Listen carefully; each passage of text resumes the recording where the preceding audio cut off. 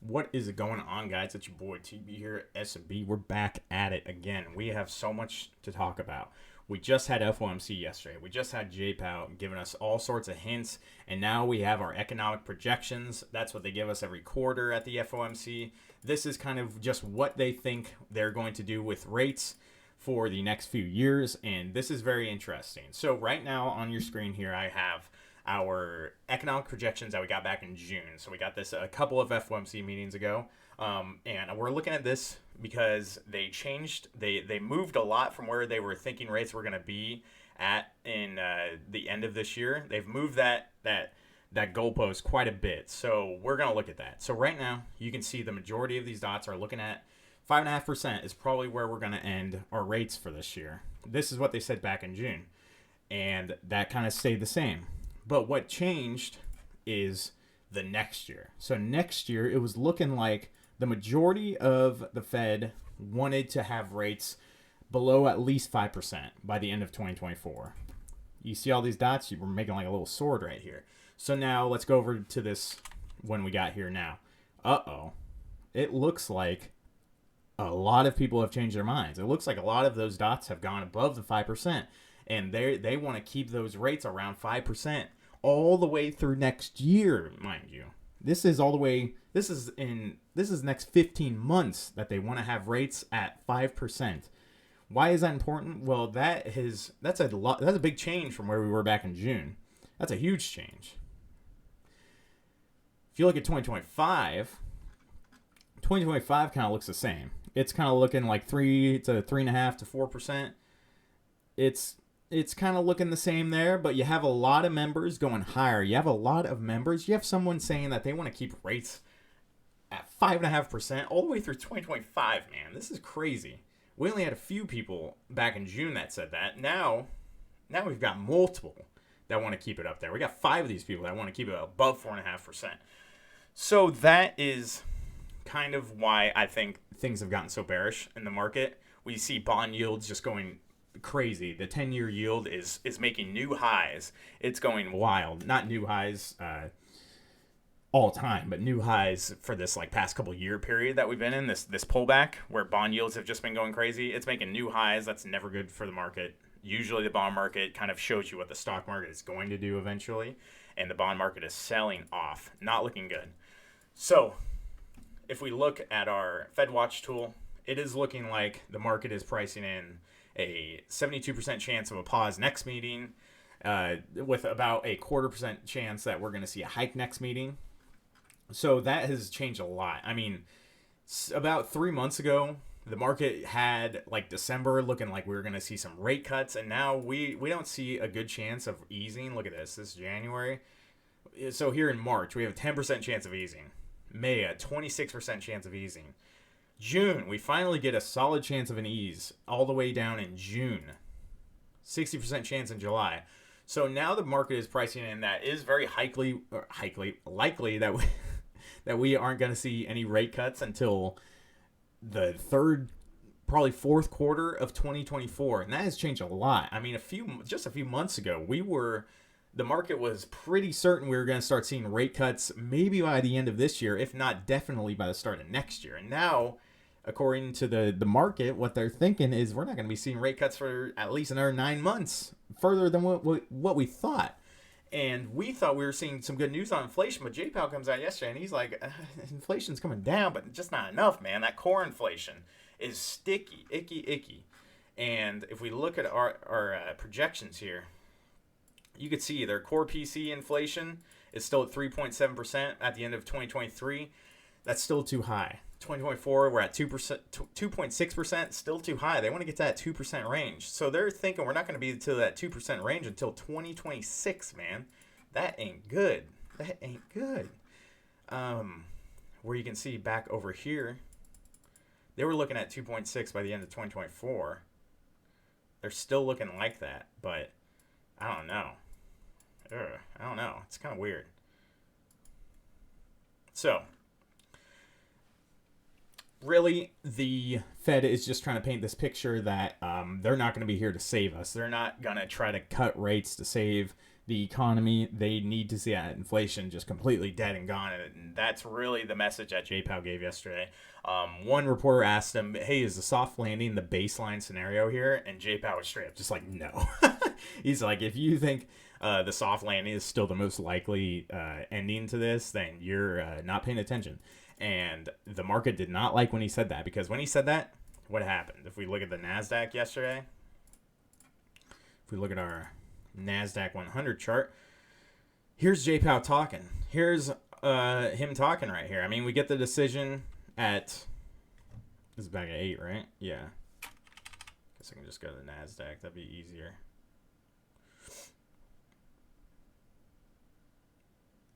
Christ, what a bloodbath. What a bloodbath. So here we go. We got our decision here at 11 yesterday. We get a yank down on the Nasdaq right here. We get the low bounce. It's a classic. The instant the algo's here, a pause, we sell off, we rip back up to supply.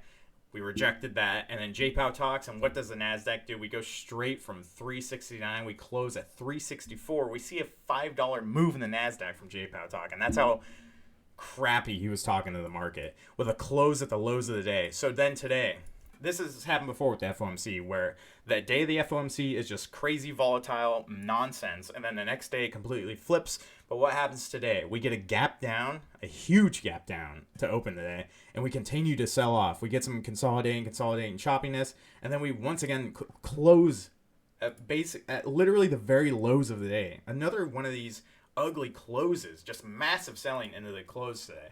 And another disgusting daily candle on crazy, really high, if we look down at the bottom of my screen here, really high volume. Once again, super high volume selling. So that's kind of the gist of things right now. Jpow has kind of just flipped the market like that. And now we have, if we just plainly look at price action, plainly look at the charts, we have some really disgusting, gross looking price action. So just in a very simplistic sort of way, we can look at just the way the higher highs and higher lows have changed. So we were in this just crazy nice uptrend, right? The Nasdaq just higher highs, higher lows, higher highs, higher lows, higher highs, higher lows. We get a lower high with a higher low, consolidation, we break it. What do we get? A higher high and a higher low. And then what happens? We get a lower high, come down here, lower low with a lower high. So we've had a series of lower highs with lower lows on our daily chart. I mean, convincing rejections too. We've run up to these previous highs, rejected, convincing, once again, really convincing sell-off. And now if we just don't even look at that, we look at this other pattern we have. A very kind of obvious head and shoulders that we have put in. Shoulder, head, shoulder. Neckline down here at 356 that we are now breaking into on the Nasdaq. This is the same kind of setup we have on the S&P 500.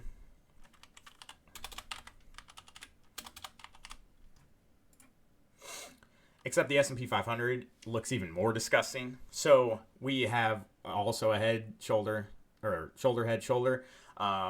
Rejections, and another one of these, just higher high, higher low, higher high up here.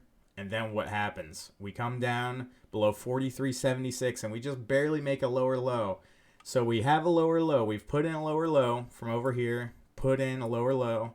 And what happens? We have run right up here and put in a lower high.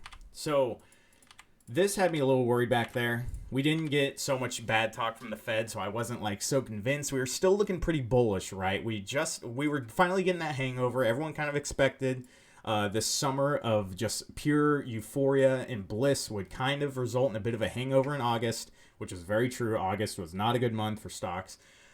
And now September is once again looking to not be a very good month for stocks. But now that we've gotten the Fed to really like flip their stance, not really even flip their stance, but kind of not showing any signs of easing. That's kind of what the market was just hoping for. The market is always forward looking. So the market back 6 months ago was looking, hey, by now the Fed is probably going to ease up a little bit. Hasn't been the case. So now that I've seen this higher or this lower low with a lower high, what happens now? Well, so now we have a head and shoulders, combined with the lower highs and lower lows. And now what did we just do today? What was the big thing we did today? We came even lower than we already were. Do you see that?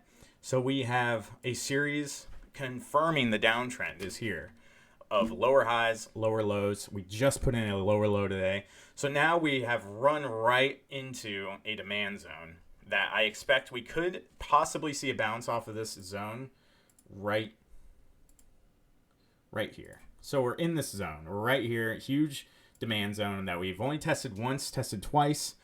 Third test, this could weaken up, but I expect we will see a small bounce off of this, off 43.25. We could see a little bit of a bounce, maybe retest 43.50. But right now, things look very, very bearish. This is a really bearish looking setup. Cannot lie about it with this obvious head and shoulders. It's kind of just so obvious, it's almost a little sus, but once again, if you look at the volume confirms everything. Crazy, super high volume again. 100 million shares traded today on the S&P 500. So we've had multiple, just the volume is showing up on the selling days. If you look over here, high volume selling, low volume buying. Really, this isn't even buying. These are almost basically red days. But then followed by a really red day on FOMC, and then today another incredibly red day on really high volume. We haven't seen this in a long time. So this is kind of what is leading me to believe that we have successfully broken this neckline, the head and shoulders, and we are going to be aiming for more downside. And why do I think that? Well, because there are volume gaps. There are big old volume gaps that we need to fill. Look at this volume gap from 4260 all the way down to like 4200. Just no consolidation in this zone whatsoever. Nothing. So that is kind of my target for that, is that we are going to possibly off this head and shoulders head for 4263. Maybe expect a bounce there because once again we have another demand zone. But then we have a volume gap that I expect we will fill, if not just yank straight through it and rip right back down to 4100. Crazy, I know. But this looks bearish. It feels bearish. You can feel it in the air with this kind of selling. If we look at the Nasdaq 100, same exact thing. Just volume gaps all over the place. If you look at the Qs, it really looks bad. Just massive volume. I mean, I can say volume gap a million times. Just right here, there was just nothing. I mean, we just went straight through this. This was just gap up, gap up, gap up. No consolidation right there. So I think the market is going to want to refill this and take us down to 330 on the Nasdaq. That's kind of my target near term for the Nasdaq. I have puts. I'm hedged with puts. This ain't financial advice. I'm not a financial advisor, but I got some really long dated longs that are getting destroyed right now. But I'm not willing to just completely pull the plug on those. I'm more so willing to just hedge myself properly. That's what options exist for, so you can hedge your long-term positions. So I highly recommend doing that. That's just for entertainment purposes, not advice once again. But I personally am hedged to the tits right now. And now if we look around at some of our big names in the Nasdaq, you're going to see a lot of bearishness. Amazon, I mean. Oh, Christ, I thought someone was going to walk in. Amazon, we have rejected 145. Oh my gosh, and we have just yanked straight down. I mean, in the span of about 6 trading days, Amazon's down like 11%. We had this trend line that we tested once, and now we've yanked through it. We had a confluence, our 50-day moving average. You can see the 50-day moving average on Amazon was kind of acting like support. We tested it, bounce, tested it, bounce, tested, bounce, tested, bounce. Fourth test, we've yanked through it. Amazon looks like it wants to head for 126. And same kind of thing on Amazon, just volume gaps all over. Just no consolidation here. None. All right, had to pause. We back. Amazon, though. Looks like dog shit. So I'm thinking we will see some of these volume gaps filled, at least probably head down to like 115 on Amazon. It is just rejected off such a strong level. This level way back here. I mean, it rejected almost perfectly off of this 145. This was the peak of the rally back here. So, bunch of sell orders sitting up here on Amazon. We rejected this supply, and now it is time to really test and see if the buyers are as strong as they were back here in July. If not, we are going to see some fast downside. Google, oh my goodness, Google looks great. So Google was broken out of this ascending wedge right here, it's kind of a textbook ascending wedge. I mean, it's kind of crazy. This trend line right here, broken out of it. We rejected a huge supply level, 140. Really high volume selling on Google. Really ugly candles that we put in these past couple days. So now we're right at this 58 moving average. Could be a spot to bounce for Google, but break below that. Google's got a huge gap to fill from earnings. So we have a gap to fill on Google all the way from 127 down to 124. Quite a large gap to fill. I expect we will. So I like Google to the downside to about 123.50. Apple, not seeing much of a downside setup on Apple, but it just looks like if Apple can't hold 172, it is going to almost certainly go to fill this gap all the way down to 166. Yet again, another earnings gap on so many of these mega cap tech stocks that I expect will be filled. So that is what I'm seeing on Apple. Nvidia. So Nvidia really just has this kind of like rising sort of like, I don't even know if it's like a megaphone thing that Nvidia was in, but it is looking like it was kind of just a rising channel that we have broken out of today. You can see this trend line, test, third test, or I guess fourth test, kind of bounce, and now we have broken through this. So Nvidia, another one of these huge tech stocks that has a huge gap to fill.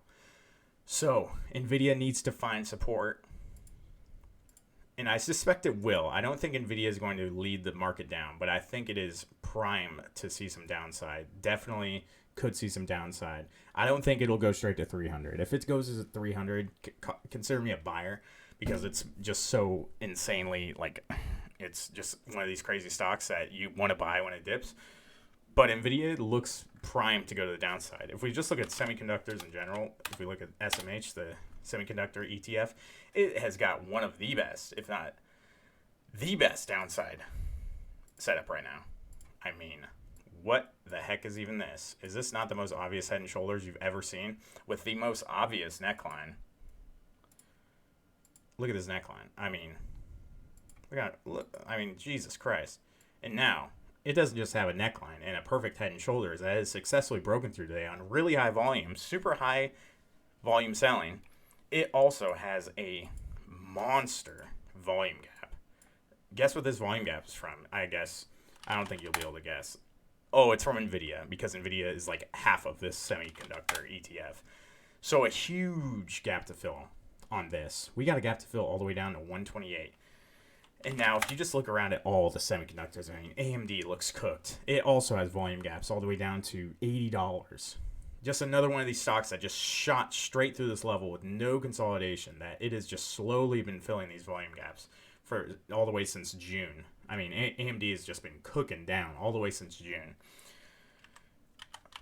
Look at Broadcom. Another disgusting head and shoulders. I know. That I'm just going to title this video Head and Shoulders Everywhere, because another one with a just obvious head and shoulders with a neckline that we've broken through today on really high volume. Huge volume gap. Once again, all these stocks have just crazy volume gaps from May. It's wild, dude. It's insane. They all just want to get filled. TSM doesn't look as crappy, but it also looks pretty cooked. It looks like it's in a downtrend right now. So that is kind of what I'm trying to get at here, is that just everywhere you look, these setups don't look hot. And you combine with the setups, so you don't want to trade off just the charts. Some people do. I think now it's kind of difficult to. You don't want to trade just off the charts. You don't want to trade just off the news. You want kind of a fine balance. You don't want to ignore the news and only look at the charts, but you don't also want to ignore the charts and only look at the news. You want to combine them. So combine both those things, and you have a hot shit pie that looks like it's just going to yank the market down. It's not looking good. So this is why you keep some cash on the side. You buy. You wait, and you look at these stocks like AMD that look like they want to head straight for $80. You look at Nvidia that looks like it wants to head straight for $300. You look at Amazon that looks like it wants to head probably for like 110, 115. I mean, Google probably wants to head for 116. Apple probably wants to at least head for 164. Tesla, another one we haven't talked about. Tesla also, once again, also looking as if we have a head and shoulders. We haven't broken the neckline yet on Tesla, but we do have kind of this rising channel that we have broken out of today that looks pretty ripe. Another one of these where we had higher high, higher low, higher high, lower low combined with a lower high, confirming we have flipped from uptrend to downtrend on Tesla. I mean, we got another stock with a bunch of just crazy ripping that had no consolidation with volume gaps all over this chart. So target on Tesla, we're looking like we want to revisit at least 230 on Tesla. I'm really hedged. I got a big position on Tesla. I've hedged it today. I'm not messing around. This chart looks ripe for the downside.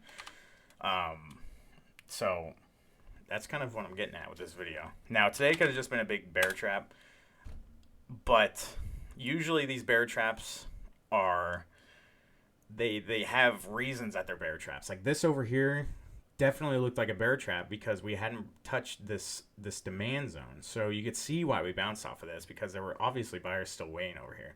But now today there was no bounce. We just yanked through that kind of on really high volume. So you could see the bears over here were also really high volume, but the buyers, hey, they stepped in. So if that happens, if the buyers step in, if we get a crazy green day tomorrow on really high volume or a crazy green day on Monday, my attitude is going to change a little bit. But as of now, it looks just like rough. It looks rough to the upside. So it's crazy how fast things can change, because 2 months ago, it was just bullish. Everything's bullish. Everything goes up. And now you look around, oh my gosh, the small caps. Oh gosh. The small caps, IWM, another head and shoulders with a neckline that we broke these past couple days. Small caps are, mark my words, small caps are revisiting, I mean, at least 169 on IWM. It looks red hot to the downside. We're going to test this trend line at 173. You can see where we bounce off this trend line once, twice, 3 times. So IWM, another one that has put in a lower high with a lower low. More downside to come. And yeah, that's all I got for you. So if you guys enjoyed, please drop a comment. I appreciate the comments. Drop a like if you like, and I'm gonna try to get back on the grind with the daily uploads, folks. So yeah, we'll see you for the next one. We'll see how the week closes up tomorrow. I'll catch you guys later.